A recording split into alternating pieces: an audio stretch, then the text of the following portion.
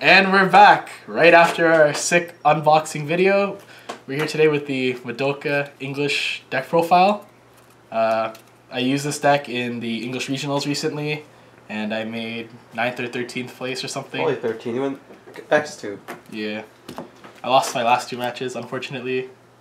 We'll get to that later. So, first we're going to start off with my level 0 game, where I first run 4 of these Kyoko apples.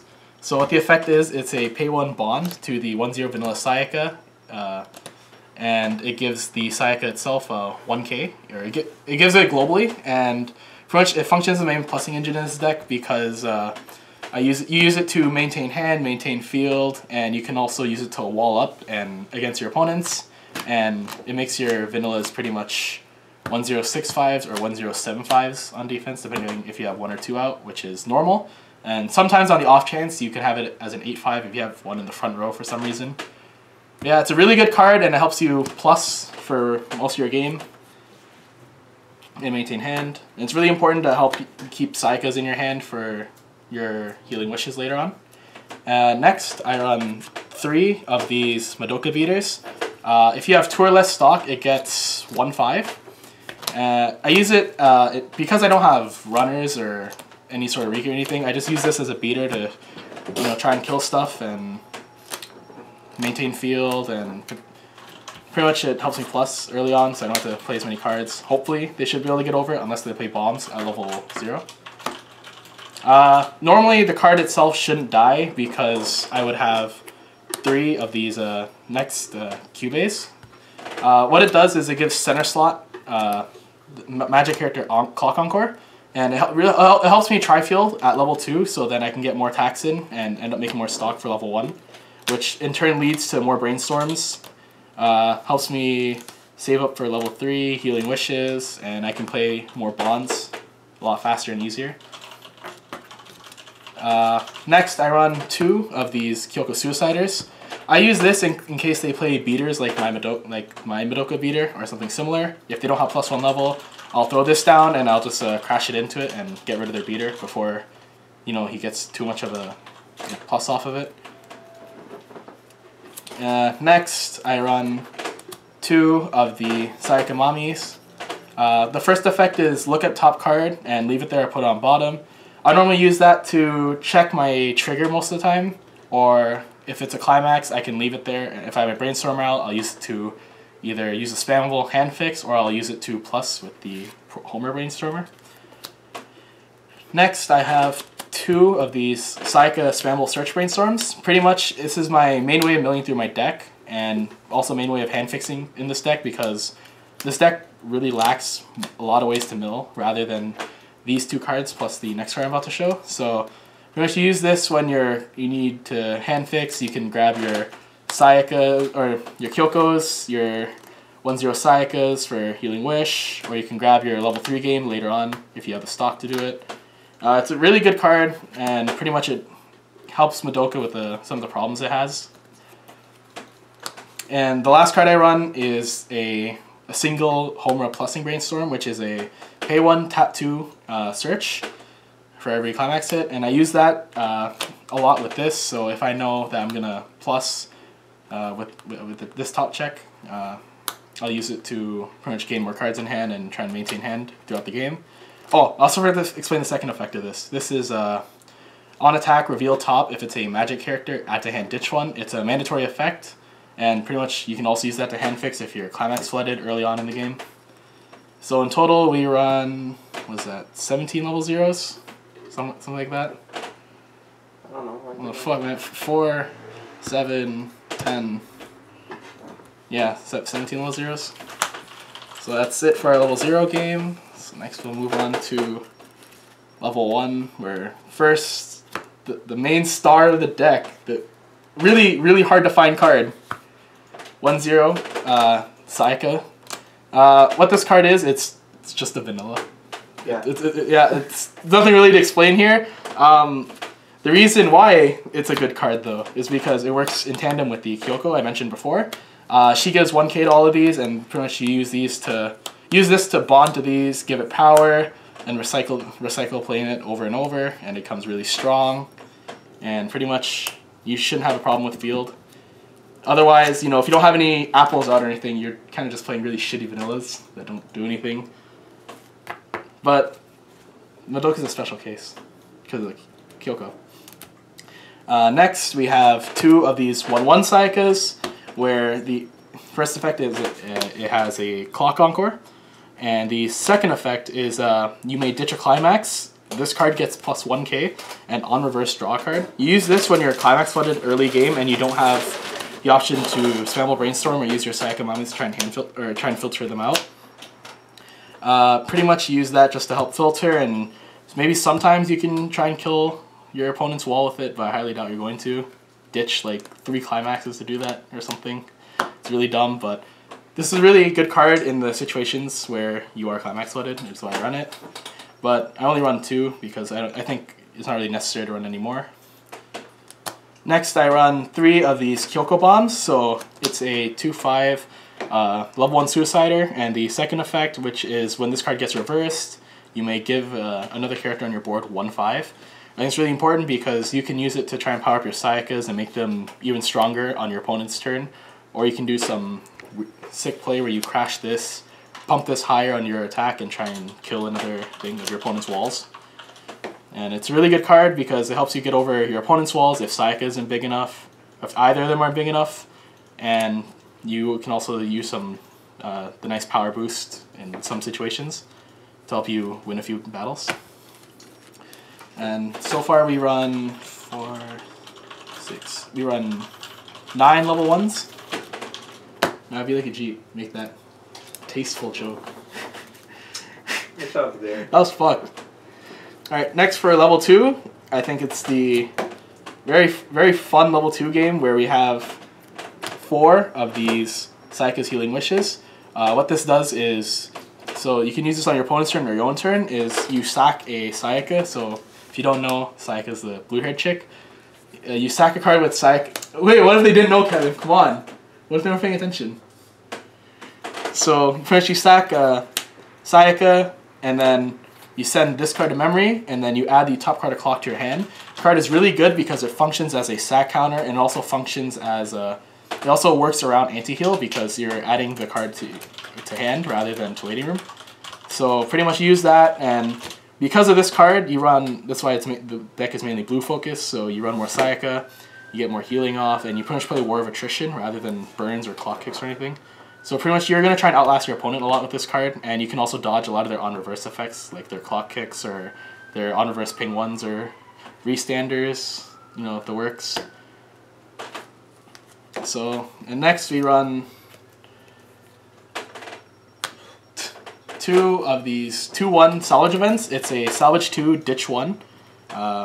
Salvage 2 characters, ditch 1.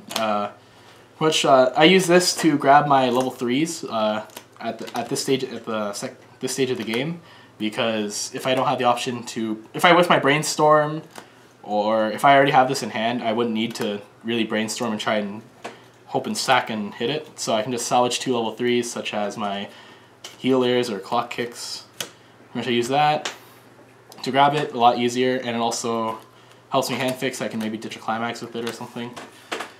So it works pretty well. Next, I run 2 of these home refreshes. So pretty much, when this is played on the stage and you have 5 or less cards in deck, you may add your waiting room to deck, shuffle, and there's a marker effect which isn't used in this deck. But after you shuffle, all your characters on board get plus 2k. So you use this to pretty much avoid points of refresh damage, which by the time you're level 2, you have this in hand, it's pretty easy to get it off. And you can also, with the plus 2k, you can end up using that to try and wipe your opponent's board. And pretty much that'll try and keep you in the game a bit longer. And I think the fact having a free fresh in a deck like this is pretty good. Free fresh in general, I like it a lot, unless it's like a free fresh counter, because you like that one guy, right? I mean, that's essentially a heal. Yeah. I think refresh damage is basically a heal. Nah, Kevin, I have one just like that. What about... Oh, do I refresh too? Okay. Okay, that was technically my fault. Yeah, technically. Alright. And lastly, at level 2, I run this 2/1 Kyoko counter. It's a anti-change level 3, and it also functions as another sack counter. I normally use this to play around their advanced summons, and pretty much because I can't kill their advanced summons, I use this to try and kill their advanced summons if they front attack. Yeah, Titans. Yeah, dude. Remember Uday? I was just sitting here with the fucking anti-change the whole game. Held on to it from turn 1. He got cheesed. Remember when he was playing against Ajit? Or no, I was playing Nisekoi, and then he's like, Ajit, does Nisekoi have anti-change? He's like, yeah. He's like, if you don't take it out, I'm telling mom. That was godlike. So, at level 2, you run 6 events, 2 actual playable characters, and Yeah, 8 cards. and 1 backup. But Oh, you're already not Yeah. 5 cards. You're running 2. Yeah. Refresh. And then pretty much you're essentially running 5 stack counters, which I think is pretty good in English because, is it? No, the sack counters. It's the fact that this heals to hand. Let's play on anti-heal, so Kontai. And then like sack counters aren't too relevant. Well, I use it for the anti-change against Titans. Say no against Kontai. Yeah. Fuck the Kantai. Kontai and like Love Live and stuff are like the more. I guess these are also used against like Attack on Titan, but against like the top, against like Tulavu and Sword Art, they're not like this isn't relevant against them as much. But this is because it's a heal. That's about it. And you know, force open slots is always sometimes really good. Man, just like I forced open. I felt bad for that one guy. Yeah, you explain that after your deck profile. Yeah. Oh, you explain man. your rundown of your matches. Oh no. All right. So at level 3, I'll start off with our 3/2 or these 3 copies of the Homer Clock Shooters. Dude, I got my Jack McRyson. Both of mine. So pretty much what this clock kick does, it's on play, if it's played from stage to hand or from a change, which I don't run the changer, I have to tap a character, and then I draw to ditch one. So it helps me dig for its climax combo for its next effect, which is when the gold bar is placed in climax zone, this gets plus 2k and on reverse clock shoot, or clock kick. Pretty much you use this as your finisher, if you have the opportunity, because I think 13k is pretty strong, but there are decks where they wall up pretty hard and where 13k isn't really relevant. But most decks, most people end up leaving like level 1 or level 2 on the field where I can clock kick it pretty easily. But if I'm playing that mirror matchup, then Healing Wish my ass. But I think it's really good because it's a finisher, helps me dig through my deck, and it's a really easy climax combo to get because it's a gold bar. Yeah, that's what that's first card. And then next I run 3 copies of the Sayaka Healer. She's a 10k base oversized healer. She gets 500 for every other on play heal, and her negative is that when she gets reversed, she gets sent to memory, which doesn't happen as much because normally I would just Healing Wish and just sack her instead. And pretty much with that Healing Wish, with this and Healing Wish, you can play War of Attrition. You just keep out healing your opponent, outlasting them, and you swing 3 times, and hopefully yours stick and theirs don't. And if theirs stick, you just heal it off with more Sayaka Healing Wishes. And the 2/1 event, you grab them back after you sack them. It's so free. Yeah, and then you're on 1. And then yeah, sick. You're bad, dude. I'll explain that later. Yeah. Yeah. I run 1 of these 3/2 level 3 Kyokos from Rebellion. I'm pretty sure it's from Rebellion, right? Yeah. Yeah. So pretty much with this Kyoko, it's on play heal, and then on attack pay 2 ditch 1 ping 1. I use this in case where I can try and ping off at climax if I don't have the gold bar for this, or I don't have any of these at all. I'll probably play maybe 1 of these and 2 Sayakas in the front row, so I can try and heal off damage and try and kill him with a ping 1 instead of a clock kick. It's a really good card, and I'm greedy as fuck for not playing it that game. It was a really good card. It's really good. It's really solid tech card / finish. Not really my main finisher, but it's an okay finisher. It has its 1 purposes. extra attack, and against anti-damage sets, you at least get the ping 1 in. Yep. And in total, we run 9. No, I'm retarded. 7. Holy shit, I'm retarded. 7 level 3s in this deck. Yeah, that's it for our level 3 lineup. And our climax spread is 4 of the Homer gold bars for the climax combo. I used to run 4 of these 2 souls, but I decided to run 2 because, you know, I'd rather run 2 more of these gates instead because more pluses. I need more hand in this deck. Unless they have anti-salvage where I just sit there and I'm just like, man, I wish I had... 2 souls also used because this deck has low amount of triggers. We have under 10 triggers. It's like 8 in this deck. Yeah, you have 7 level 3s, 2 free fresh, which is 9, and then 1 backup, which is 10. Yep. You have 10 triggers, not including climaxes, and only 2 more damage. So you only have 12 overall. Compared to another deck. Most decks have like 18-ish. Yep. Because their climaxes are also damage triggers. And that's pretty much what this deck is. That's my deck profile for English regionals. So we should do my recap now, right? You can do your recap, unless you want to show sweet tech on the deck, but I don't know if you have anything. Nah, it's pretty straightforward. Did you explain it as like I your go tri field and everything? Yeah, I did. Okay. I already explained my cube, eh? Or you just... Yeah, so then you can explain your just... Yeah. So... Just go round by round. Round 1. First game I was playing against Fate. That was a pretty interesting matchup because I don't normally get to play against Ren Archer a lot, and I end up playing Fate Masters a lot. In Japanese. Yeah, in Japanese. So it was kind of interesting to see English Fate. Game was pretty free though because English Fate is subpar, in my opinion. Well, if he's playing Ren Archer, then the stock soul combo can't really kill the... they can't kill Sayaka vanillas. Like, it was just a depressing match. It was like, whatever though. It's pretty free. The guy next to him though. The guy in between me and whatever, just ignore that part. Yeah. Okay, it's time for... Round 2. What was round 2? SAO? Yeah. I don't know. Why are you looking at me? No, I don't remember, dude. It's been a while. I'm pretty sure it's SAO. What do you mean, it's been like 2 weeks. Dude, they're all... Not even, like, it's been like a week and a half-ish. Everyone was free until, like, the last... Whatever. Matches. Round 3. You don't remember round 2. Yeah. Round 3 was... Oh, yeah, that was Bang Dream. It's like, were any of your games close? No. Early? Yeah, they were. I sacked them. I sacked, like, all my matches at the end. Okay, I outskilled them. But then sometimes it was like, man, he left me at 3-6. I'm a monster. And you killed them? Yeah. So, and then I think I was playing as Bang Dream. I killed them. Wow. I didn't know what the deck did. It was pretty, like, weird. It wasn't green Bang Dream. It was, like, blue, I think. Oh, it's probably Advanced Summon build. Okay.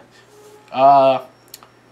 Fourth game I played against, I think I played against that Roy guy, right? You mean that Roy guy? Is that his name?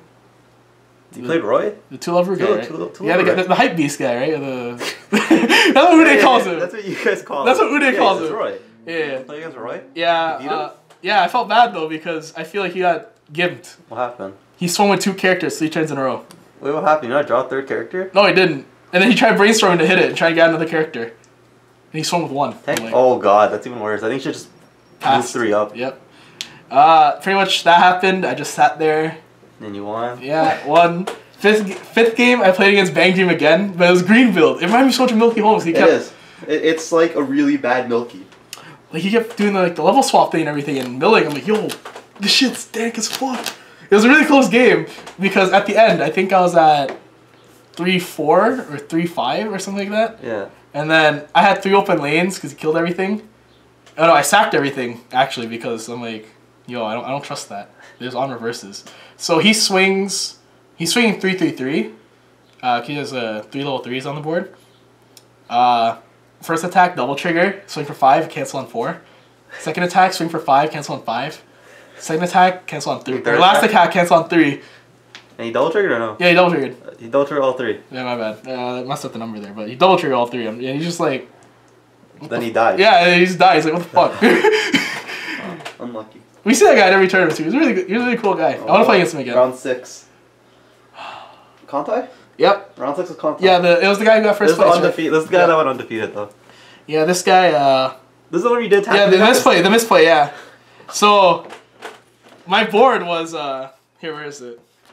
This was my board at the time. I had this, and that was all I had, and 2 stock. So, my hand was where's the gold bar? My hand was this. So it was Kyoko, gold bar, and Homura. Me being the greediest player in the world. Not greediest, but like this. Yeah, it was greedy as shit. It was greedy though. I tap this. You know, I'm like, you know, I'll get a nice character off my sick draw 2 ditch one. Pay 2 stock. No, I grabbed like this. I had no stock.